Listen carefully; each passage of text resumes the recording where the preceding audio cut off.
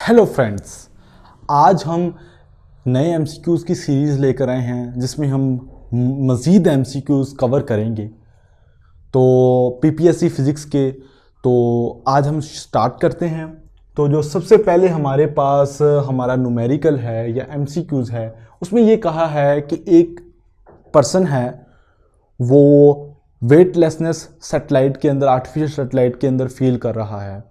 तो वो किस वजह से फील कर रहा है? उस केस में जो फोर्स ऑफ अट्रैक्शन है अर्थ की वजह से, वो किसके इक्वल है कि वो वेटलेसनेस फील करे?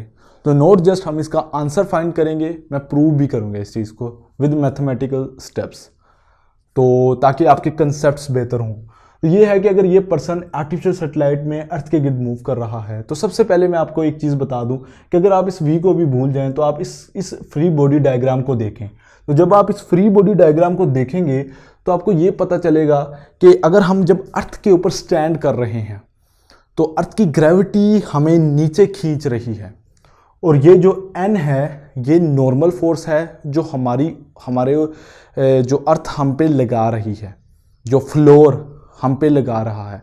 अर्थ हमें नीचे खींचती है और फ्लोर हमें नॉर्मल फोर्स लगाता है। तो ये जो नॉर्मल फोर्स है ये हमें हमारे वेट की फील देता है।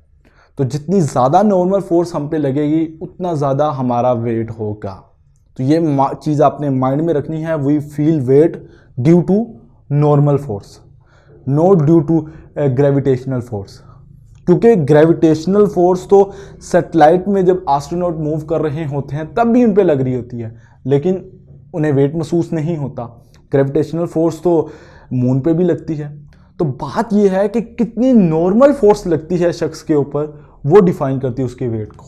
तो ये कंसेप्ट अगर हमारा क्लियर हुआ तो यहाँ पर अगर देखें तो हम फर्ज करते हैं कि ये एक नॉर्मल फोर्स है सैटेलाइट के अंदर बंदे के ऊपर जो लग रही है, और ये ग्रेविटेशनल फोर्स है, और ये वी है, वी वेलोसिटी जिससे वो अर्थ के गिर्द मूव कर रहा है।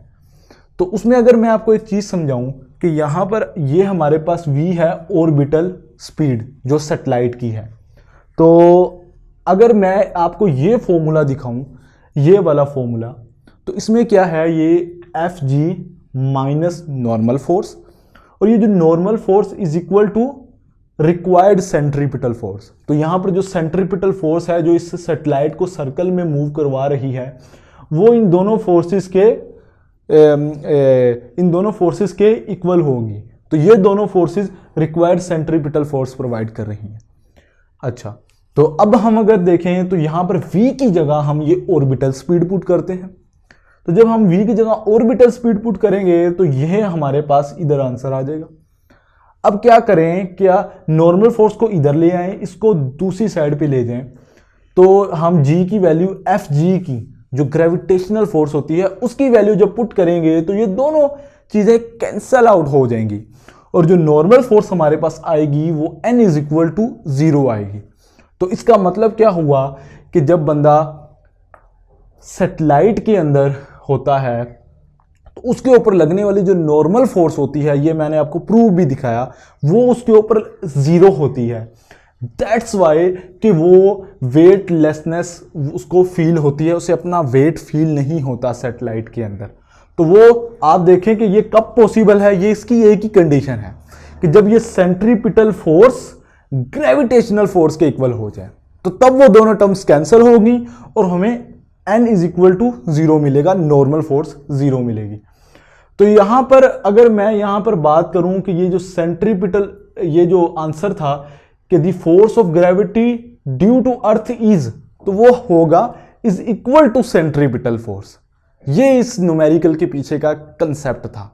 तो यहां से एक मैं आपको और चीज बताता हूं, छोटी सी चीज, कि आपको अगर आइडिया हो कि ये जो आर्टिफिशियल सैटेलाइट होती हैं हमारी अर्थ के ऊपर मूव कर रही होती हैं, तो वो क्या करते हैं कि बेसिकली वो हमारी अर्थ से ज़्यादा दूर नहीं होती, वो हमारी अर्थ की ग्रेविटेशनल फील्ड में होती हैं। तो 4 किलोमीटर हाइट के ऊपर ज़्यादातर होती हैं। तो आप अगर देखें तो आप सोचेंगे कि वहाँ पर भी तो उस बंदे के ऊपर ग्रेविटेशनल फोर्स लग रही है, और एक बंदा जो अर्थ में है, तो हम नीचे गिरते हैं, ये एस्ट्रोनॉट नीचे क्यों नहीं आता? ये इस वजह से नहीं नीचे आता क्योंकि ये जो v है, ये ऑर्बिटल वेलोसिटी उसकी उतनी सेट की जाती है कि जब वो नीचे आए, इस तरह जब वो नीचे आता है तो ये v उसकी उसकी डायरेक्शन को कर्व कर देती है इस तरह, तो वो फिर ऐसे आगे मूव करना शुरू हो जाता है, फिर वो नीचे आता है, फिर वो कर्व कर देती है। तो इस तरह ये गोल सर्कल में मूव होता रहता है। तो इस वजह से कभी एस्ट्रोनॉट नीचे नहीं गिरते, हालांकि वहां पर ग्रेविटेशनल फोर्स की वैल्यू 0 नहीं होती। स्पेस स्टेशन हो गया, आर्टिफिशियल सैटेलाइट होगी, वहां पर ग्रेविटेशनल फोर्स की जो वैल्यू है वो कभी भी 0 नहीं होती। और अब इस न्यूमेरिकल से आप बहुत सारी न्यूमेरिकल सोल्व कर सकते हैं, जैसे कि हर किस्म का न्यूमेरिकल। जैसे आपको एलिवेटर वाली न्यूमेरिकल्स का भी आइडिया होगा कि एलिवेटर वाली न्यूमेरिकल्स में क्या होता है कि उसमें हमारे पास जो बंदा ऊपर जा रहा होता है एलिवेटर में, फिर नीचे आ रहा होता है, तो उसे अपने जो वेट की फील है वो डिफरेंट फील हो रही होती है। वो क्यों डिफरेंट फील हो रही होती है? वो इस वजह से फील हो रही होती है, जब वो एलिवेटर में वो पर्सन ऊपर जा रहा होता है, तो जब वो ऊपर जाता है तो उसे अपना जो वेट है वो कम फील होता है, और जैसे वो नीचे आता है तो उसे अपना वेट ज़्यादा फील होता है। तो वो just because of normal force होता है। हम इन चीज़ों को डिटेल में देखेंगे।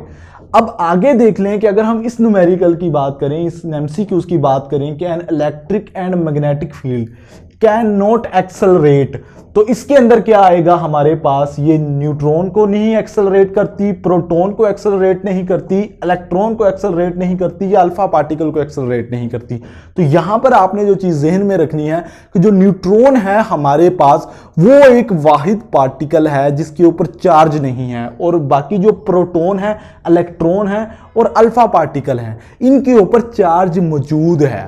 इसकी वजह से क्या होगा कि जो न्यूट्रॉन होगा उसके ऊपर electric and magnetic field act नहीं करेगी। एग्जाम्पल के तौर पर अगर हम इलेक्ट्रॉन की बात करते हैं तो ये एक इलेक्ट्रिक फील्ड का पोटेंशियल है, यहाँ पर पॉजिटिव है, यहाँ पर नेगेटिव है। तो इलेक्ट्रॉन यहाँ पर हाई पोटेंशियल और यहाँ पर लो है, तो इलेक्ट्रॉन हमेशा हाई पोटेंशियल की तरफ जाएगा। तो यहाँ पर इलेक्ट्रिक फील्ड ने एक्सेलरेट कराया इलेक्ट्रॉन को, लेकिन न्यूट्रॉन को नहीं करवा पाएंगे। तो ये दोनों फील्ड्स न्यूट्रॉन को एक्सेलरेट नहीं करवाती। तो आपने चार्ज की चीज को ज़हन में रखना है। अब हम अपना नेक्स्ट न्यूमेरिकल देखते हैं, एमसीक्यू देखते हैं। उसमें ये है कि range of projectile will be same when the angle of projections are. तो ये हमारे पास रेंज का फॉर्मूला है। अगर हम इस रेंज के फॉर्मूले में थीटा को 90 माइनस थीटा से रिप्लेस करें तो ड्यू टू सम मतलब कि कुछ मैथमेटिकल स्टेप करने के बाद हमें पता चलेगा कि ये जो आर प्राइम रेंज आई है ये आर के इक्वल है। तो उसका मतलब ये हुआ कि थीटा और 90 माइनस थीटा इन दोनों पे हमें सेम रेंज मिलेगी। फर्ज कर लें कि अगर हमारे पास एक एंगल 30 हो तो दूसरा एंगल हमारे पास 60 हो, तो क्या होगा कि दोनों केसों पे हमें क्या रेंज मिलेगी? सेम मिलेगी। क्योंकि यहां पर अगर 30 है तो यहां पर 30 माइनस 90 60, तो 30 और 60 एंगल पे हमें रेंज सेम मिलेगी। इसी तरह अगर हमारे पास फर्ज कर लें कि 50 एंगल है तो यहां पर 50 पुट करें और यहां पर 50 पुट करें 40, तो 50-40 ऐसे एंगल होंगे। अगर इस पे हम प्रोजेक्टाइल को लॉन्च करेंगे तो दोनों की रेंज सेम आएगी। तो यहां पर जो चीज आपने अपने माइंड में रखनी है वो एक चीज माइंड में रखनी है कि हमारे पास कुछ भी आ जाए, आपने ये रिलेशन को ज़हन में रखना है, थीटा 90 माइनस थीटा, जो भी एंगल होगा उसे 90 में से माइनस करना है, ठीक है। तो और अपने आंसर्स को एमसीक्यूज के साथ मैच कर लेना है। तो ये कंसेप्ट आपने ज़हन में रखना है, ये रिलेशन। उसके बाद which of one of the following can not be polarized. तो यहां पर अगर देख लें ये तीन जो रेडियो, अल्ट्रावायलेट और एक्स रेज, ये तीनों ट्रांसवर्स वेव हैं। और अगर ये ट्रांसवर्स वेव हैं, इलेक्ट्रोमैग्नेटिक वेव्स सारी ट्रांसवर्स वेव होती हैं। तो जब आपको इसका आइडिया हो गया तो इसका मतलब ये है कि ये साउंड वेव तो लॉन्गिट्यूडनल वेव है। तो मैंने पीछे लेक्चर में डिटेल में ये चीज़ एक्सप्लेन की, आप ज़रूर उसे देखें, क्योंकि लॉन्गिट्यूडनल वेव हमारे पास कभी भी पोलराइज नहीं होती और ट्रांसवर्स वेव पोलराइज्ड होती हैं। तो दैट्स वाई इस केस में हमारे पास साउंड वेव आंसर होगा। उसके बाद यहां पर हमारे पास है movement of inertia is tensor of rank. हमने अब मूवमेंट ऑफ इनर्शिया के बारे में बताना है कि वो किस रैंक का टेंसर है। तो अगर मैं मूवमेंट ऑफ इनर्शिया की बात करूं तो ये देखें, मैंने उसके कंपोनेंट्स मेंशन किए हुए हैं। मूवमेंट ऑफ इनर्शिया को 9 कंपोनेंट से, इंडिपेंडेंट कंपोनेंट से हम डिफाइन कर सकते हैं। तो डेट्स वाई ये सेकंड रैंक का टेंसर होगा। ये इसकी जनरल टर्म है आई जे, ये इसकी जनरल टर्म है। तो ये 9 कंपोनेंट्स के साथ डिफाइन होता है हमारे पास moment of inertia. That's why ये सेकंड रैंक का टेंसर है। और अगर हम देखें कि if the distance between two charge is double the Coulomb force will become, कि अगर हम दो चार्जेस के दरमियान डिस्टेंस डबल कर दें तो कूलम फोर्स क्या होगी। थोड़ा सा ज़हनी तौर पे सोचेंगे तो हमें फील आएगा कि वो डिक्रीज होगी।